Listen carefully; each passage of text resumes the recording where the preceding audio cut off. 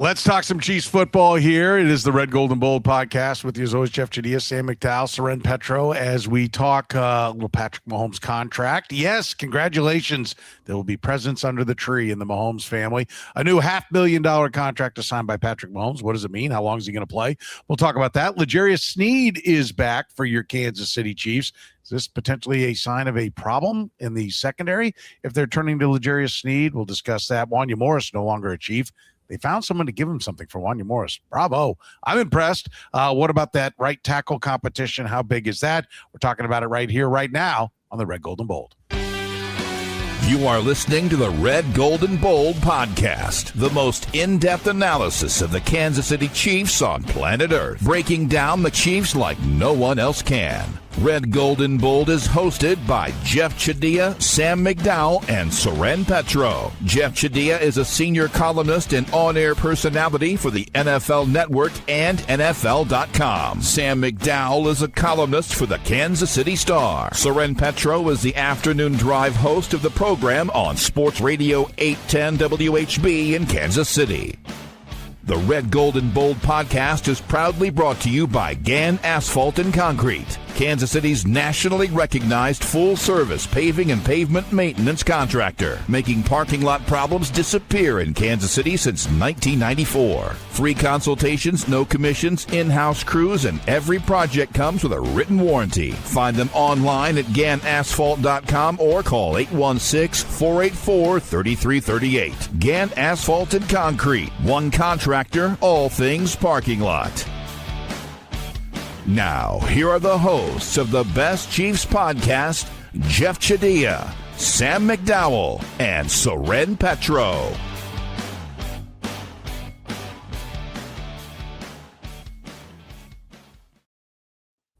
Thank you very much, Curtis. We appreciate it. If you're catching us via the podcast, remember you can be a part of the conversation, be a part of the broadcast, be a part of the chat room. We do it live Tuesdays at 9:30 p.m. and Fridays at 10 a.m. That's Central Time. So thanks to everybody who's in the chat room joining us live here today. We look forward to seeing you if you're catching us via the podcast in the chat room in the future. Guys, let's talk about it. 8 years, $500 million. This is, not earth-shattering, and I think you can see the way everybody – the NFL media, the NFL machine didn't stop and go, oh, my God, right? It was a story, but it was expected, Sam, that this would happen at some point. Your takeaway from what the numbers are and the timing of it coming together right now with Patrick Mahomes.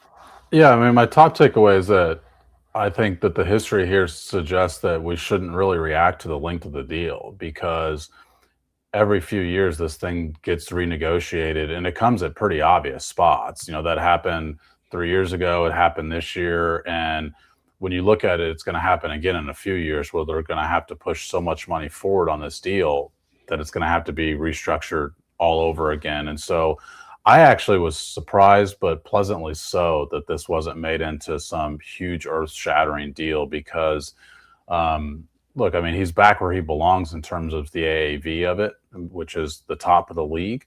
And I think he'll be back there in, 3 or 4 years again. Yeah. Sam, Jeff, what do you think? What's your takeaway from the timing of it, the numbers of it, and what it means for the league?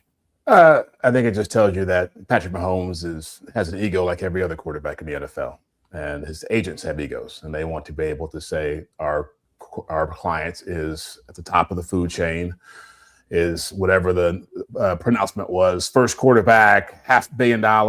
And it's really, like Sam said, this is all business as usual for this position.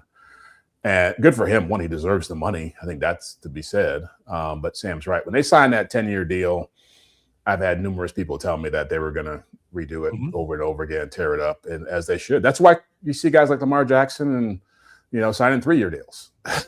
Because you're going to redo this over and over and over again. And about 4 years from now, we'll be talking about how Jaden Daniels is making more money and Drake May is making more money and Caleb Williams is making more money. And then they'll up it again to get him back to where he belongs. Well, that's the thing is I think it's interesting. Like the part that I'm always amazed, look, contracts get complicated, but you can unwind them. And I think it's part of our job to unwind them and understand what they mean. And like right away, as soon as somebody signed a an APY, average per year, that was higher than Patrick Mahomes. His deal was being panned back when he signed the original deal, and then it was the guaranteed money. And to your point, Jeff, and about the agents wanting it out there, agents like, well, my guy got this much guaranteed money, and no one has ever understood the guaranteed money. At least nationally, no one's ever taken the time to understand that his guaranteed money is always 2 years out.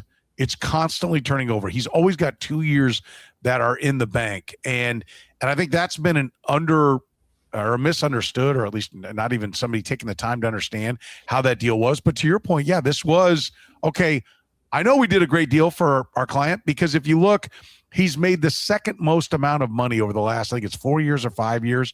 There was a report about how much money he actually put in his pocket. And the easy thing for media people is to just talk about the average per year. Total dollars, years, I can do that quick division, and I get it. And that's all I want to know. I just want to go with that, because I don't have to really dig in. But when you dig in, what they've done with Patrick Mahomes is the same thing that the Patriots did with Tom Brady. They were constantly talking about how Peyton Manning, he's getting more money. And in reality, Tom Brady, they were always restructuring, moving money forward, giving him cash that didn't present itself in the initial, framework of the deal, the easiest way to look at it. And at the end of the day, Tom Brady made as much money as Peyton Manning, but the cap hit was always better. That's what's going on here, right, Sam? Like, this is a deal. When you look at the actual cash that's gone to Patrick Mahomes' pocket, he hasn't been the seventh or eighth highest paid quarterback. He got the second most amount of cash over the last 4 or 5 years, which is what matters to his bank account. But Jeff's right. The agent needs to frame it that, like, look, I need the entire industry to understand we're still setting records over here. Yeah, I mean, it's why I think there's been a misconception, even from the first $500 million contract back in, what was it, the COVID offseason, I believe, where that misconception was that Patrick Mahomes was signing this ultra team-friendly deal. In fact, I even remember talking to Chris Jones after he had signed his long-term deal on one of the Zoom calls, and him saying, well, Patrick called me after he signed his deal and said, hey, left something on the table for you. And Chris Jones even joked, well, you're making $500 million. I don't know how. I don't know how big's that table. Like, I mean, and that is the reality of this. Is like, this is not some team discount. And I actually think you could argue any Patrick Mahomes contract is a team discount. So I guess I'll put that out there first. I mean, he should be making more than just $3 million more than the next best quarterback, because of the value he's provided this franchise over the last 7 years. But when you talk relatively speaking, you said it, Soren, I mean, he's still taking home as much cash as anybody. And it's hard to square how that is some team hometown discount. Well, really, to me, it's the discount is in the years. It's the duration of it, because they don't have to sit around every 3 years like Baltimore's doing right now with Lamar Jackson. What are we going to do with this contract?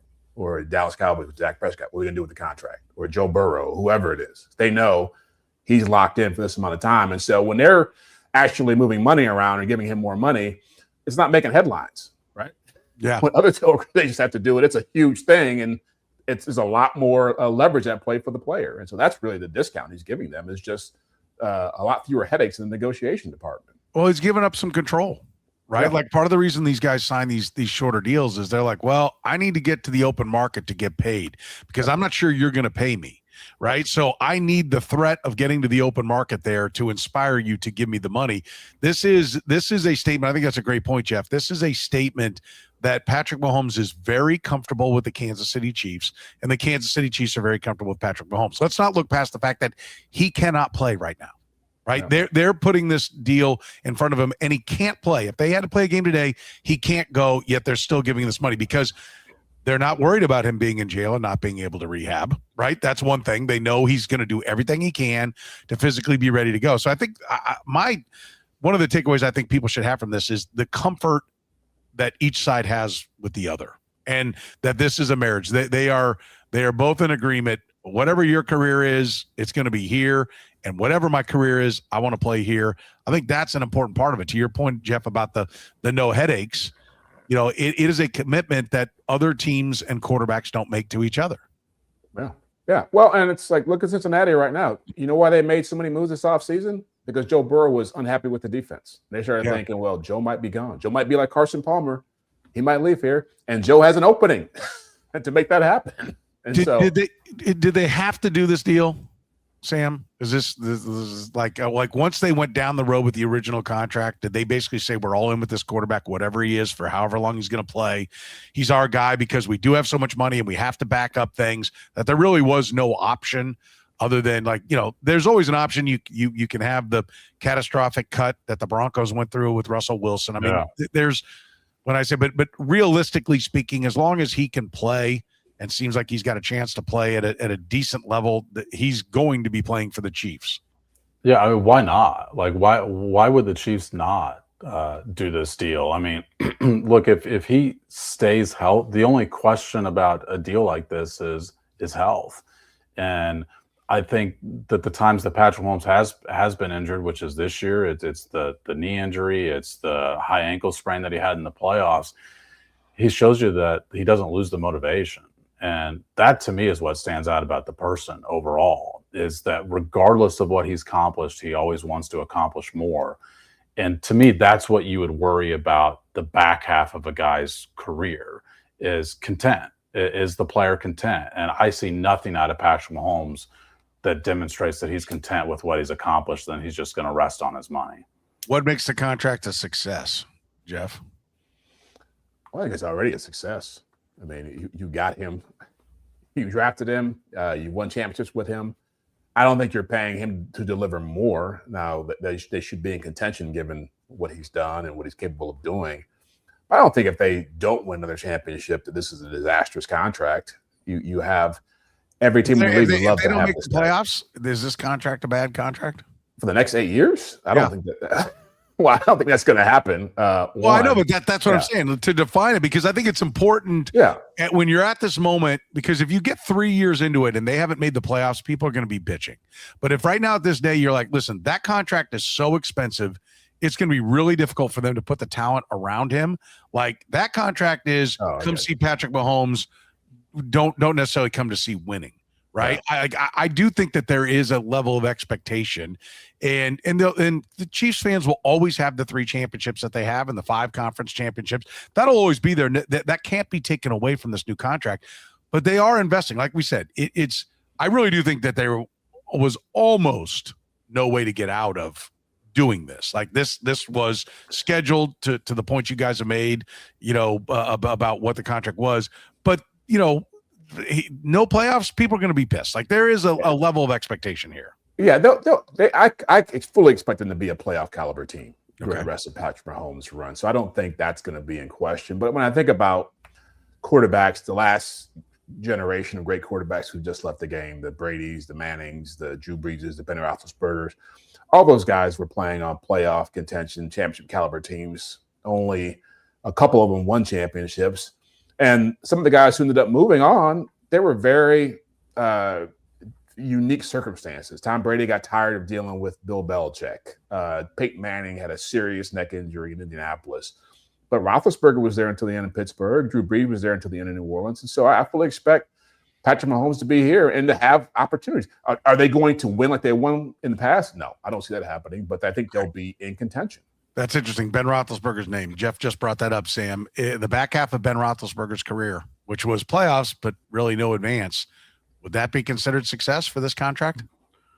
I just think you've got to be relevant annually. And I don't think that you have to win a Super Bowl for this to be a successful contract. And I mean, look, the decision is made now.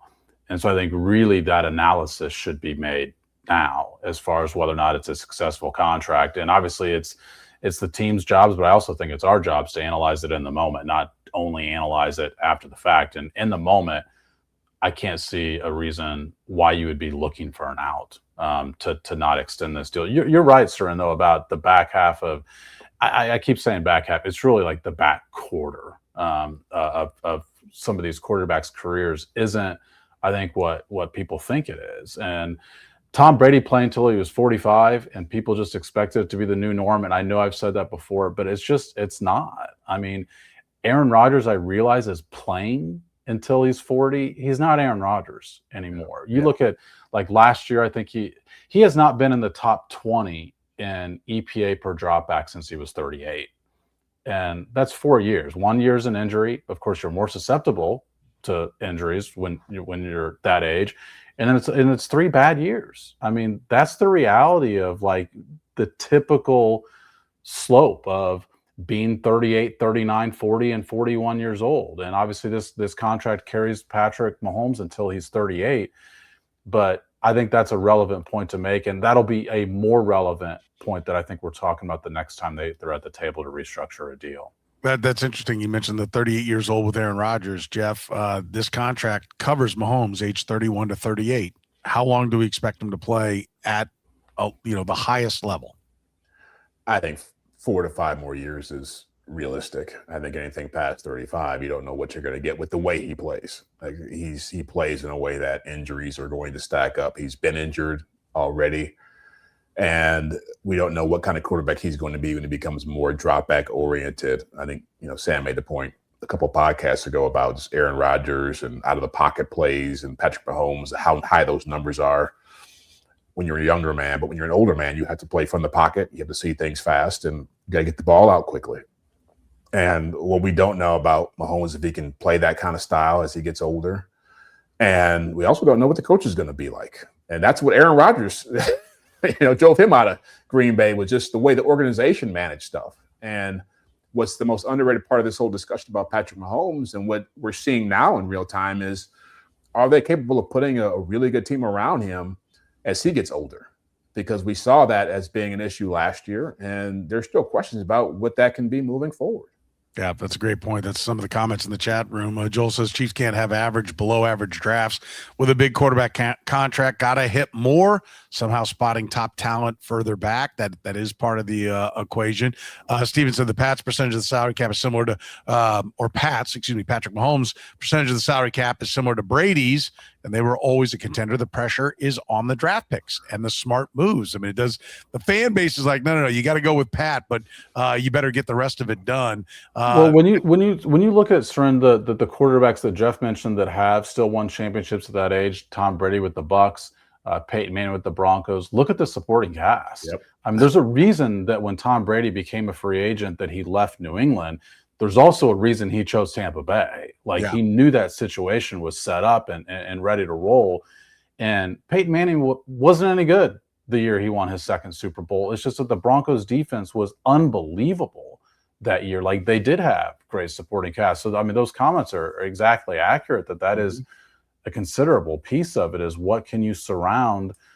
That's always a part of the equation, but as they get older, it becomes an even more important part of the equation. Absolutely.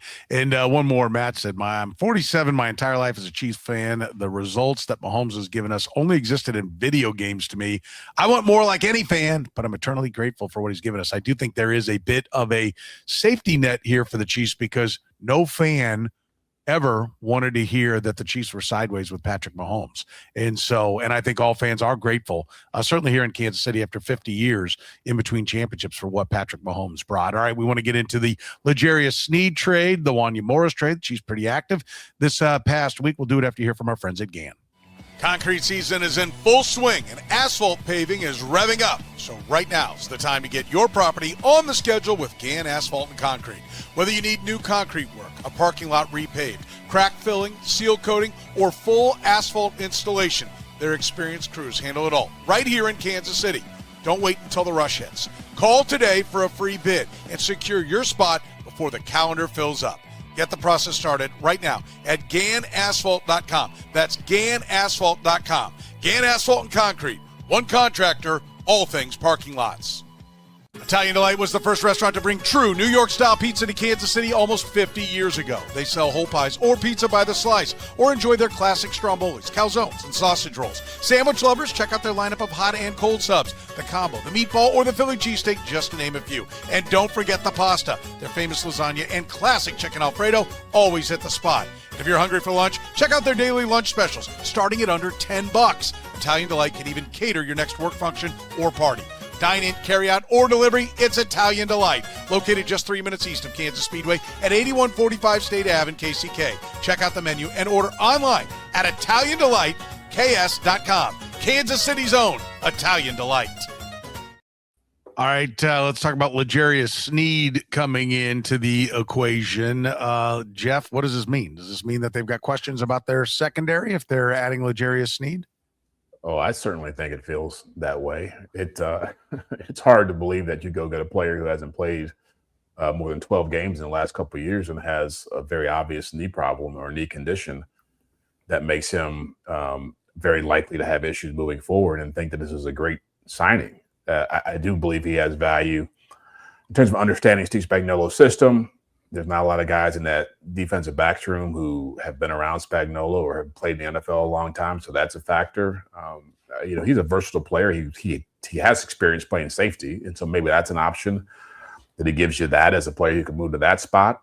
But if I'm looking at what they have in the building right now and what we've talked about them having as far as Mansour Delane and Christian Fulton and Noah Williams and these other guys, Kaiir Elam, and you're going out to get L'Jarius Sneed in June, that to me tells me you're concerned about something. You see this as an alarm bell, Sam? Yeah, I do. I mean, I actually think that the question is this a commentary on the depth of the position, or is this a commentary on the starters at the position? Like, what is L'Jarius Sneed being brought in to do? Is he being brought in to play 80% of the snaps, 90% of the snaps, or is he being brought in because when you look at the fourth cornerback on the roster, it might be Kaiir Elam, who's been cut twice by two different teams. And that's going to show up over training camp, because L'Jarius Sneed was out at practice on Wednesday, the last media availability that window that we had, and look, Thursday was just a run test. So it's really the last practice that they've had before they part for 6 weeks. And he was sort of doing the mental reps behind the defense. He wasn't plugged in, so it's hard to tell exactly what role that they anticipate for him. I do think, one of my first thoughts is what Jeff said, is can he play cornerback? From what I understand, it is more, can he play safety? From what I understand, it is more just the cornerback role that he was here originally. And so I'm curious to see where they plug him in on the depth chart and training camp when all of our eyes are out there and they can't hide exactly what their plans are for him. What's ideal, Jeff? How does it play out in an ideal world for the Chiefs? Well, what's ideal is we don't see what he was doing on last time Sam and I saw this week, would stand on the sideline in street clothes. I think being in uniform, that's the first step for being ideal. Being able to practice on a consistent basis, but I think if you're bringing him in, you're asking him to be a contributor to you, given his track record. You don't bring a player in who's played as long and done as much as he's done and think he's just there to be a fifth string corner or play on special teams. He needs to have a role, and my guess is he probably will have some kind of a role. This tells me that Noah Williams and Christian Fulton are the bigger problem here, and there's something about those two that they're not excited about if he's going to be in the mix for being a player. But ideally, he's able to play. But am I trusting that? I trust that as much as I trusted Christian Fulton to come in here and play last year, 17 games. He's not going to do that. Do you see him starting, Sam? I don't know if I see him starting. I do want to step back and say that I think it's smart to sign him regardless of what you anticipate the role, because I think your cornerback room was set up in a certain way to where you've got a rookie who just assumes he's going to start. You've got a second-year player who just assumes he's going to start, and you've got Christian Fulton, who was injured and then not dressing even when healthy last year, who assumes he's going to play a lot. And I think it's a good idea before training camp even starts, before you even break, that these guys head to the break thinking, well, maybe not. Maybe my role isn't guaranteed like I thought it was, because the depth chart suggested that it was guaranteed. So I think it's, like I said, that you should make a signing like this, because I'm skeptical of what L'Jarius could bring you because of the knee situation. Jeff actually used the smarter term rather than knee injury. It's a knee condition. I mean, this is not something that it's like you can get surgically repaired and then suddenly he's fine. Like, this is something he's been dealing with for 3 years now, and to assume it's just going to have disappeared when the guy played 12 games over the last 2 years is crazy. So yeah. But I still approve of just bringing him in because of the mentality it could alter your room with right now. I do like the idea of, like, there's a good football player that knows our system. We know him. And I've just pointed about him having played safety. I mean, I think there's there's a lot of ways it could end up working for the Chiefs. But the fear is that Steve Spagnuolo is going to run out a bunch of old guys that can't run because they know where he wants them instead of finding a way to bring the young guys up to speed. And I will add in at this point, Mansour Delane had a shoulder injuries and couldn't participate in OTAs and mini camps. I mean, he participated in OTAs. He didn't participate in mini camp. In mini camp. Okay. Thank you for correcting me. But didn't participate in mini camp. I mean, we think it's nothing, but like Noel Williams couldn't get on the field, right? And then when he did get on the field, he seemed to play well. So there is that. I know Spagnuolo bristles at I don't play young guys, but the time he played young guys was when he didn't have an option. He's got an option now, Jeff. Yeah, and he does, but he also was very comfortable with Daniel Sorensen for a long time and very comfortable with Anthony Hitchens for a long time because they knew the system. Yeah. He could trust him to be where he wanted him to be. Why do you feel a need to make me not feel good here on a Friday morning? Those guys, brains told them where to go. Their legs couldn't get there, though, right? Yeah. That's kind of where we're going with Sneed. And the really scary part here is that if we're talking about concerns with corner, have we really got to a place where we're comfortable with knowing the pass rush is all figured out? And so you start talking about corners and edge rushers or pass rush being a question mark, and that's not a recipe for a great defense. And so I do feel like there is some angst on the part of Steve Spagnuolo when it comes to this. And I do think Sam's right. I like this signing better than the Christian Fulton signing a year ago because he's getting paid less money, right? There's less price. Yeah. It's a 1 year deal. Exactly. I think there's some truth to there's no such thing as a bad 1 year deal. Because it's not going to linger and hang over you. Anything else still to come, Sam? Can you see them adding anything before St. Joe or even the early stages of St. Joe, or do you think this is it? Yeah, I mean, I think it'd be alarming if they did. I think we'd have the same discussion if they did. It's like, okay, what do you think about the rest of the roster? Because that's the exact takeaway you should have if they add somebody who we think could play. I think what's strange about their cornerback position is they're actually – the last couple of years we've gone in and said, who's going to play the slot? And because the answer is you've got to find somebody other than Shamari Connor.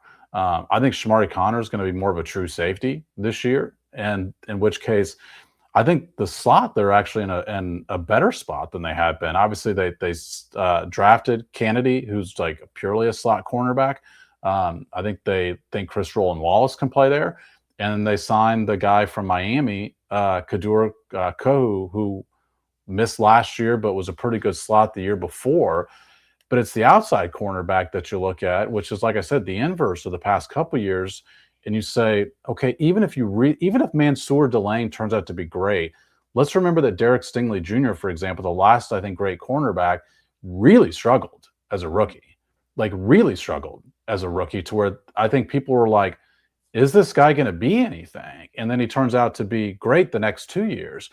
It's Noel Williams, who like you mentioned, Soren, didn't really play until the last 6 games of the season was he offered a starting role. It's just, Christian Fulton, who hasn't been healthy or good in this system. And I think you start to look at that and you're like, well, of course you had to bring somebody else in. By the way, I think when I went through this, I actually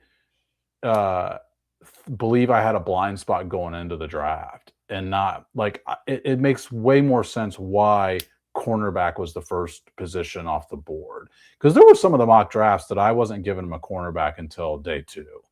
And I think when you go through this exercise like this, like I said, I think I retroactively look back and say, man, why did I not have a day 1 cornerback? Because they need it. Yeah, and it's why when you hear the conversation about why they traded up, it always starts with Brett Veach talking about, well, if we didn't go corner here, we were going to have to get this, I forget the kid from San Diego State's name, and that was going to require, we didn't think he was going to be there at our pick. We're going to have to trade up later to get him anyway. It was clear that they felt exactly the way you just said. They were going corner somewhere on day 1, somewhere, somehow. They were going to take a corner. It was definitely a priority for them to get that done. All right, the Chiefs move on from Wanya Morris. Did they get enough for him? You know, when the news first came out that Wanya Morris was traded, it was not there was no compensation included, and I was still like, man, great trade. Great trade.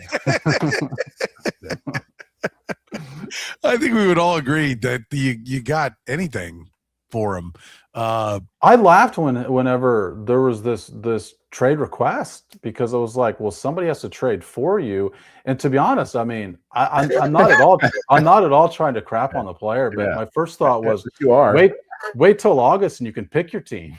Yeah. I'm not trying to crap on the player, but if it happens, it happens, right? Like Duck. Yeah, I'm not trying to crap on him either, but listen, Jeff, I mean, I always talk about, like, we don't just study the teams and the game and the sport and all that, but you study the other media members, like who's got it right. And when I started seeing some of the insider guys saying Chiefs are looking at trading Wanya Morris, I look back on it now and been like, wow, I should have taken that serious. I looked at those reports and I'm like, dude, who's going to trade for this guy? It was obviously the framework was probably done and it was just waiting on whatever to be official. When those reports were coming out, the agent had clearly been told, hey, we're going to move you to the Falcons. And then the agent starts leaking it out there. But Jeff, I was like, you got to be kidding me. To Sam's point, like, he's going to be available on the final cuts. If we believe anything, we'll talk about right tackle here in a second. If we believe any of the conversation that's going on there, he's going to be out there. Yeah. I'm stunned that somebody would give a pick for him. I mean, even that it's just a swap of moving down from the 6th to the 7th. I can't believe any kind of compensation went in this move. Yeah, it's stunning. But the Falcons traded for Rashad Felton a few years ago, right? It was like a 6th-round pick, and he wasn't Fenton. Yeah, Felton was the point guard. He was point guard for Carolina. I've been hanging around Soren too long. Yeah. Thanks for coming. Yeah, exactly. So Soren doesn't even get a name wrong, and he still gets still catches the stray for it. I've heard it. But no, look, there's some teams that, obviously these kind of trades happen out of a relationship sometimes, and you're just, hey, look, can you do me a solid? I got a guy I want to get rid of, and you got a need here. Let's make a move. And so I don't know if Wanya Morris has some bright future, the Atlanta Falcons, that we can't see right now. Who was the guy a couple of years ago? I sorry to interrupt, Jeff. I do know. Yeah, we do know. Yeah, we do know. But Darius Kennard was the guy I'm thinking of. Where's he at now? He was with the Packers last year. Oh yeah, Packers last year. He was with Philly when they played the Chiefs in the Super Bowl, and then last year, he caught that pass against the Bears. Remember? Yeah. And so he's that. I feel like Wanya Morris is in that category in this kind of trade where there's maybe something that of value they may see, maybe not as a pass catcher, but I'm not surprised that these kind of deals get done all the time, and it's really more he's going to be a backup there. And I don't know the tackle situation for the Falcons, but yeah, given his run here as a left tackle, now maybe as a right tackle where he's probably going to have any kind of future in this league, that may be something to be said about that. But yeah, it stunned me too. Well, I mean, the Chiefs were good in the interior, so it's like, why didn't you try him at guard? Well, they clearly thought more of Kingsley Suamataia because when they moved Tooney, they could have put Wanya Morris in a guard, but they put Kingsley Suamataia in there. Yeah, I'm with Sam. I know it ain't gonna work well. I mean, like this, if you look and Wanya Morris is starting a tackle, the Falcons are in trouble, and that's how I view this. The Falcons, by the way, are like remaking the Chiefs' offensive line with like their spare parts. I mean, they've got Jawan Taylor from the offseason as well. And I had 2 Falcons fans reach out to me and was like, what should I make of this? And I was like, your offensive line has some problems. Yes. Well, let's see. Has anybody tried that blueprint before? Let me see. The Saints have taken every Chiefs defender and they haven't won squat. And they've added everybody from Willie Gay to Honey Badger to Justin Reed to Colin Saunders they even had who was the Villanova defensive end? Yeah, TK, yeah. Passanio. Yeah. Tano Passanio. I mean, there's a shuttle that went between KC and this guy's not going to play for our defense anymore. Well, we'll take him.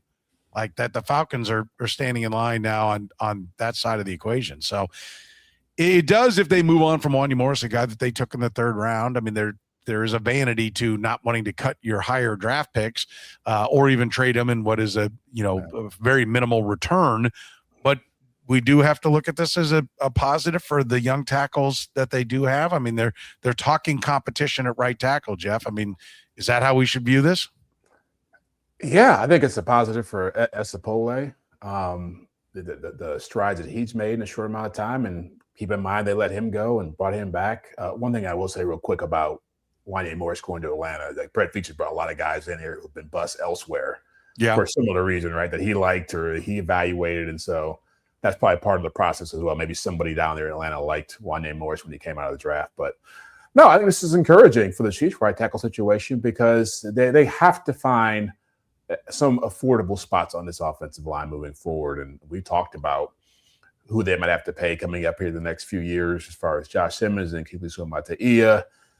Decisions about how if you keep Creed Humphrey on another deal after his deal is up or Trey Smith, what he's making. So this is the spot where they need to hit cheap and hit effectively. And so to me, it's there should be competition because Jalen Moore is not going to be here next year. And to have Esapole be an option is a great thing for them. By the way, I just want to highlight this. I love the Chiefs. Look out, Tua, right? Like, that's pretty good. And then he won't last 2 weeks if those two start. If he plays left tackle, then Tua will be, at least he won't be in his. I think Juwan Taylor, am I wrong that Juwan Taylor might play left tackle there?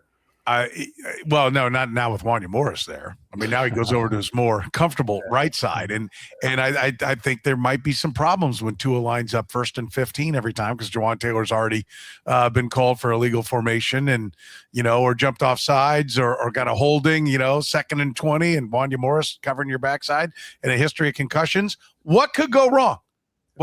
Michael Penix and his injuries. What could go wrong? Down in Atlanta. Just keep it up.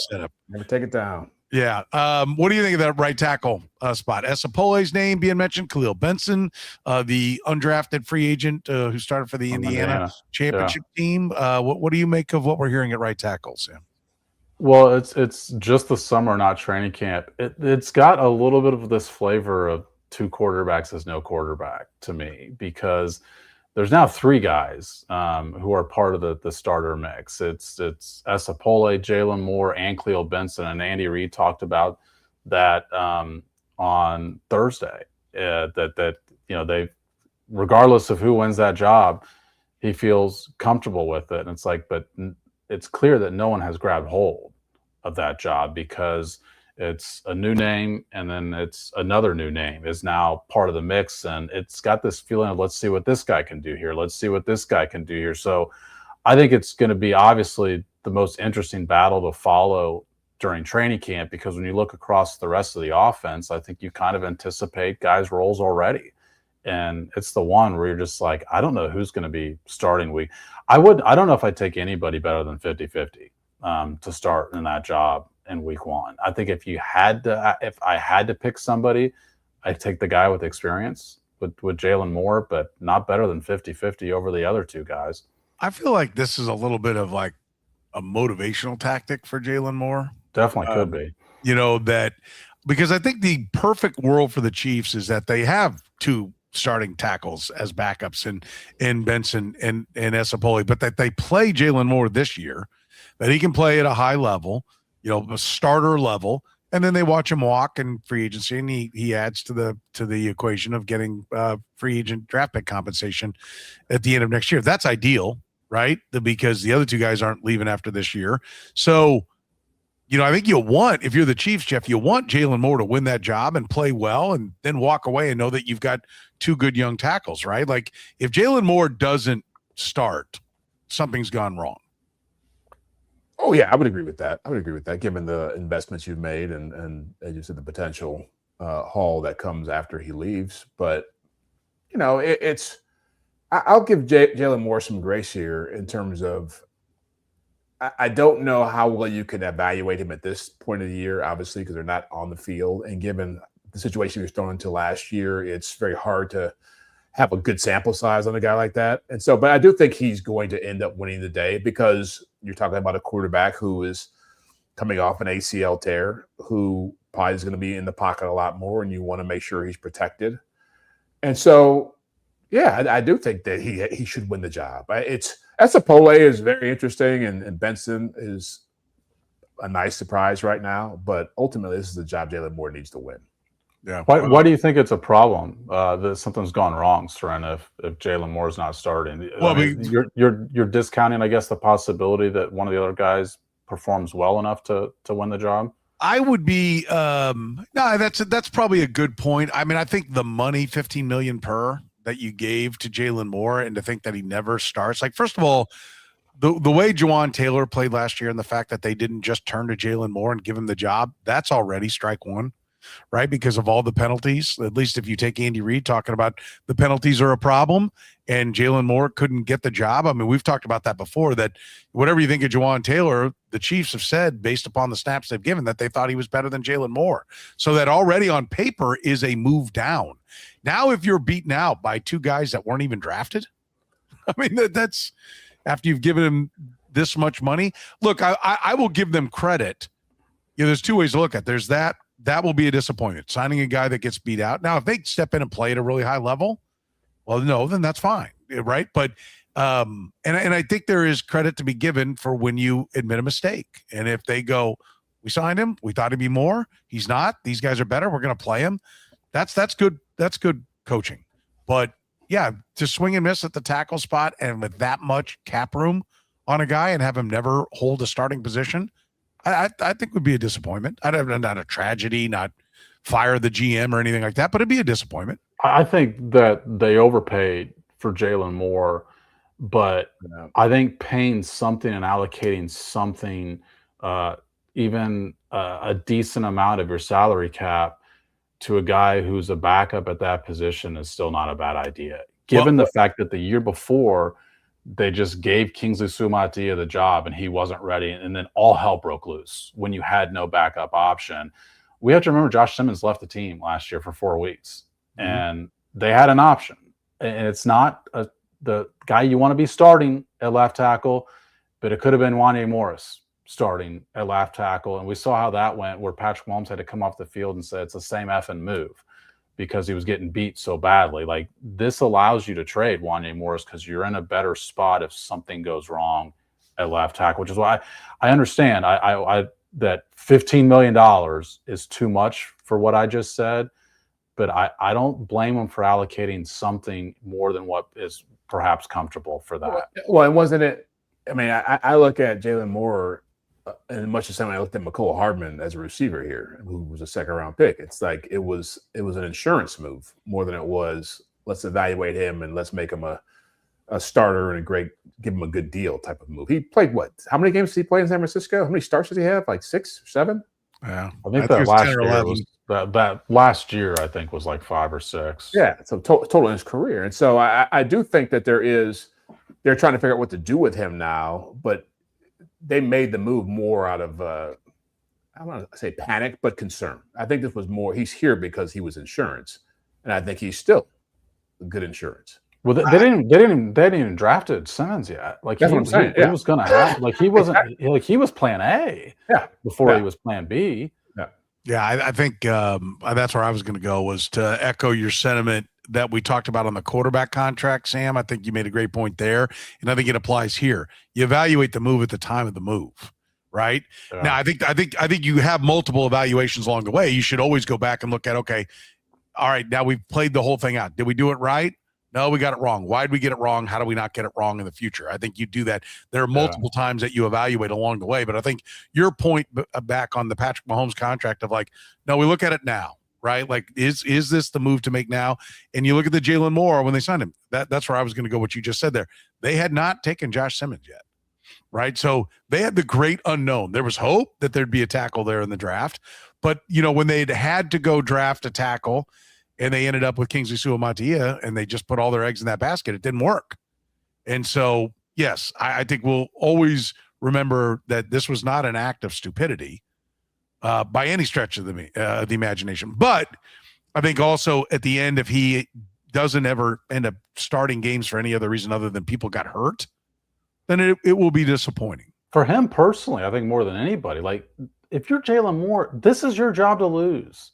Yeah. And maybe that's part of the message they want him to leave the summer with is you better not just spend these 6 weeks, on the beach. Like, you got a job to win because you also have a job you could lose.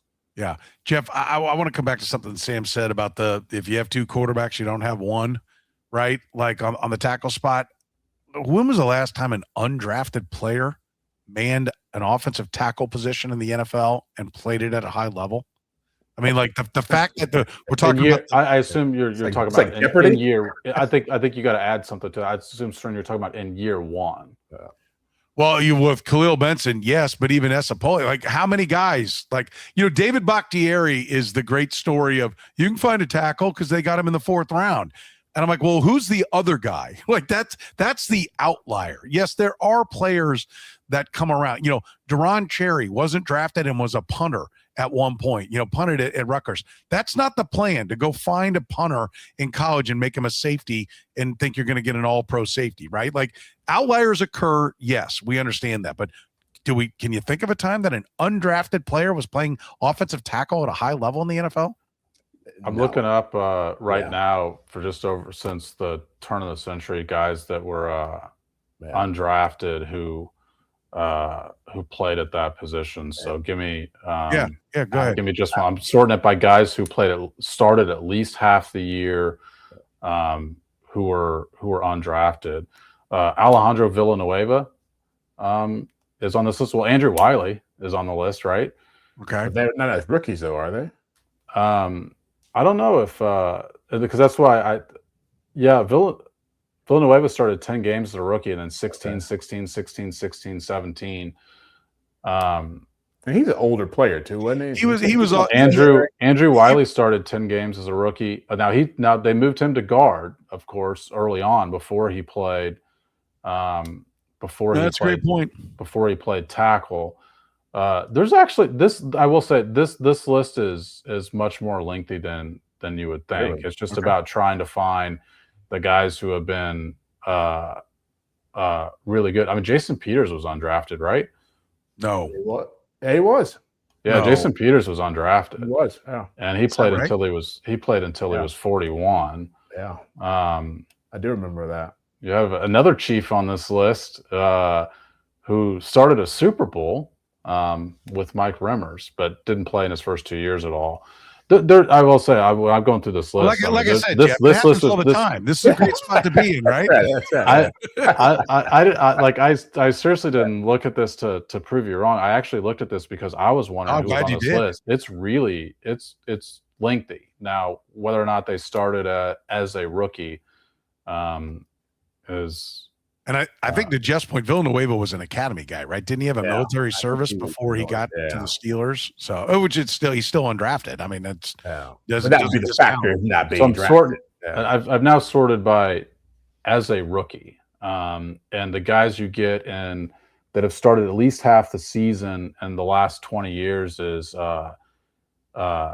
Dimitri Jacobs for New England in 2024, Terrence Steele for Dallas in 2020. This is a much less decorated list over just the last decade.